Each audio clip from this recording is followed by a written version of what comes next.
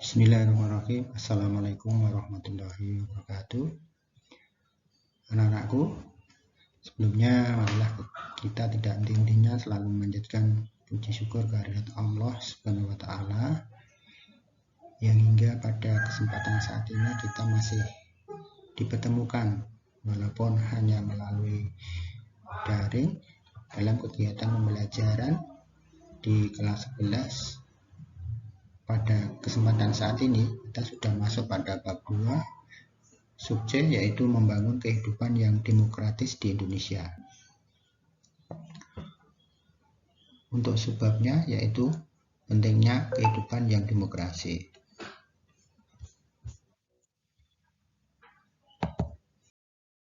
Ada satu pertanyaan yang ingin saya lontarkan kepada kalian.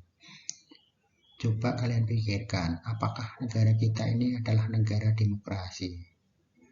Mengapa demokrasi itu penting? Mungkin ada yang bisa jawab. Negara Indonesia adalah negara demokrasi. Buktinya apa? Dilaksanakan pemilu. Pemilu itu adalah sarana pesta demokrasi di Indonesia.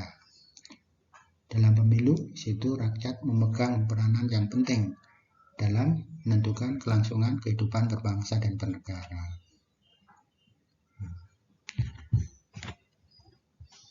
Untuk selanjutnya, apa atau pentingnya kehidupan demokrasi itu?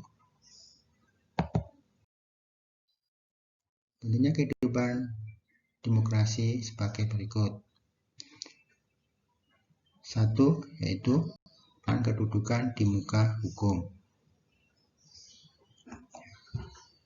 Dalam negara demokrasi, tentunya setiap warga negara itu sama kedudukannya di muka hukum. Tidak melihat derajat, pangkat, dan sebagainya. Yang salah dihukum, yang benar dibela.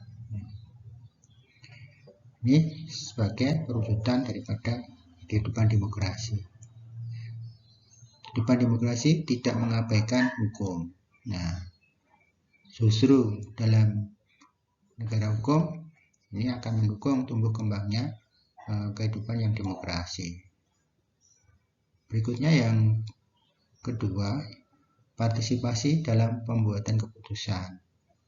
Keputusan yang baik, keputusan yang demokrasi itu tentunya keputusan yang melibatkan rakyat dalam kehidupan berbangsa dan bernegara. Atau kalau dalam lingkup kecil, dalam lingkup kelas, mestinya jika kelas itu mau mengambil keputusan, tentunya melibatkan anggota dari kelas tersebut. Demikian pula halnya dalam keluarga. Misalkan dalam keluarga itu mau mengambil keputusan, tentunya kepala keluarga melibatkan anggota keluarga untuk menentukan keputusan yang akan diambil. Keputusan yang dihasilkan jelas ini keputusan yang demokrasi karena sudah melibatkan anggota dalam keluarga, dalam masyarakat, maupun dalam kehidupan berbangsa dan bernegara. Untuk selanjutnya yang ketiga yaitu distribusi pendapatan secara adil. Apa hubungannya antara pendapatan dengan demokrasi? Nah, dalam negara demokrasi semua bidang dijalankan dengan berdasarkan prinsip keadilan, termasuk di bidang ekonomi. Semua warga negara berhak memperoleh pendapatan yang layak.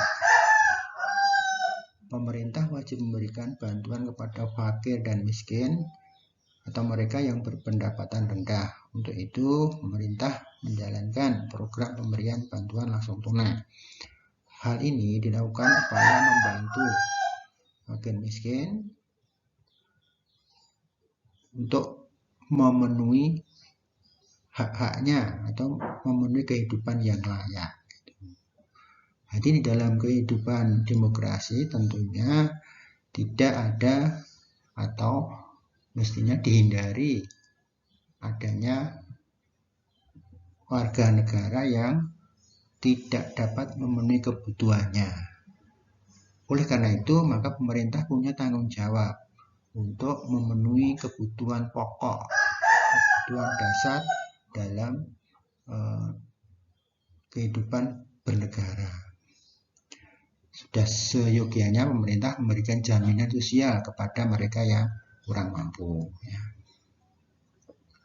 Berikutnya yaitu kebebasan yang bertanggung jawab. Dalam sebuah negara demokrasi, kebebasan itu tidaklah berlaku mutlak. Dalam melaksanakan kebebasan, perlu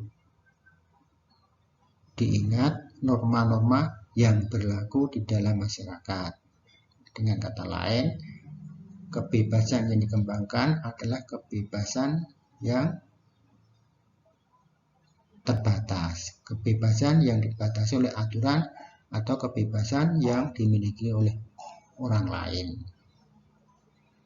Nah, satu contoh misalkan kalian diberi kebebasan untuk menuntut ilmu atau untuk bergaul di dalam sekolah atau juga dalam masyarakat. Tentunya kalian juga harus mengingat batas-batas atau norma-norma yang berlaku dalam pergaulan, baik itu di lingkungan sekolah maupun di lingkungan masyarakat maupun kehidupan berbangsa dan bernegara.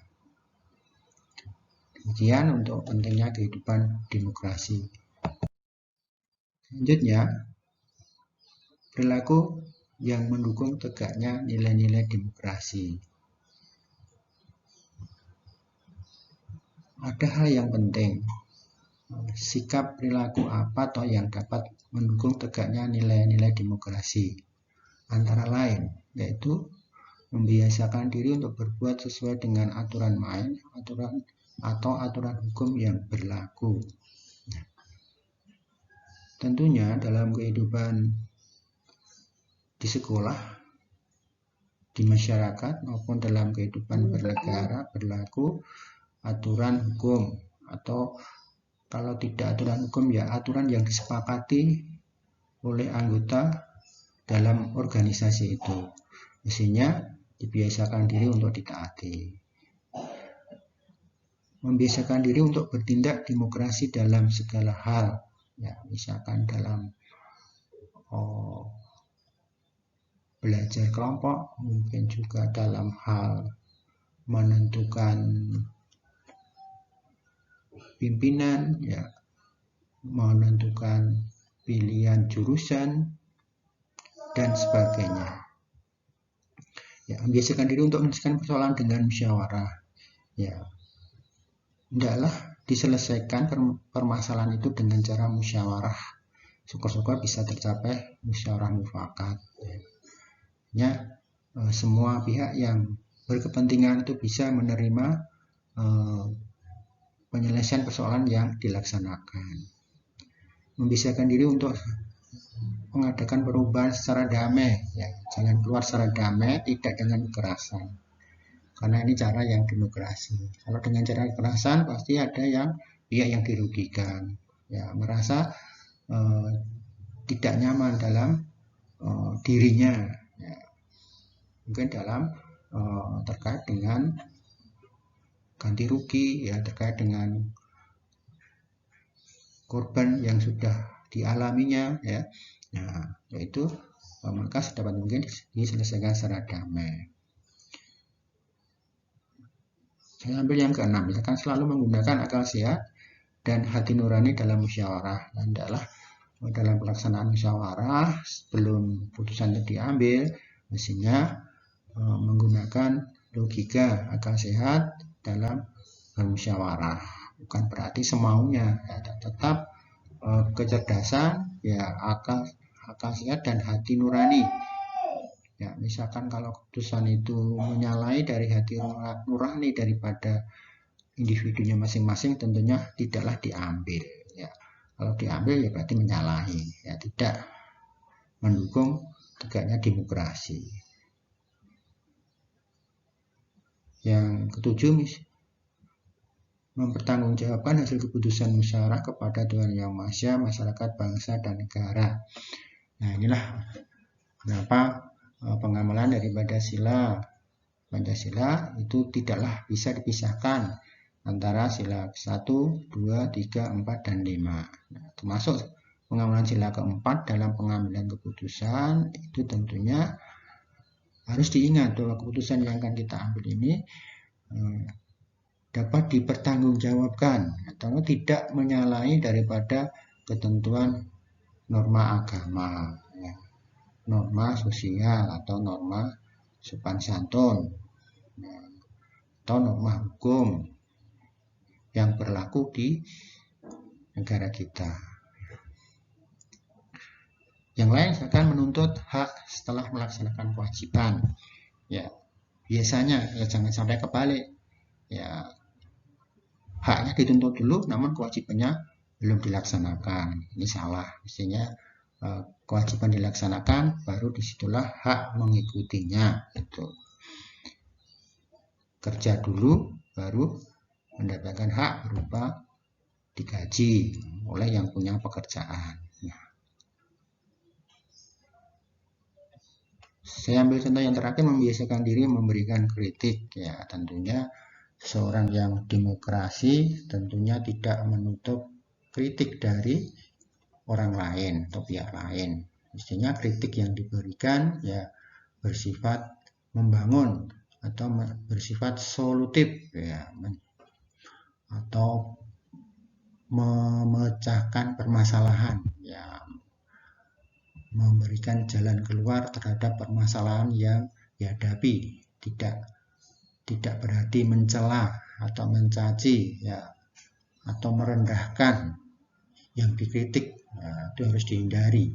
Adalah orang yang berjiwa demokrasi mau memberikan kritik yang bersifat membangun dan juga mau menerima kritikan. Misalkan kritikan itu sifatnya adalah demi kebaikan bersama.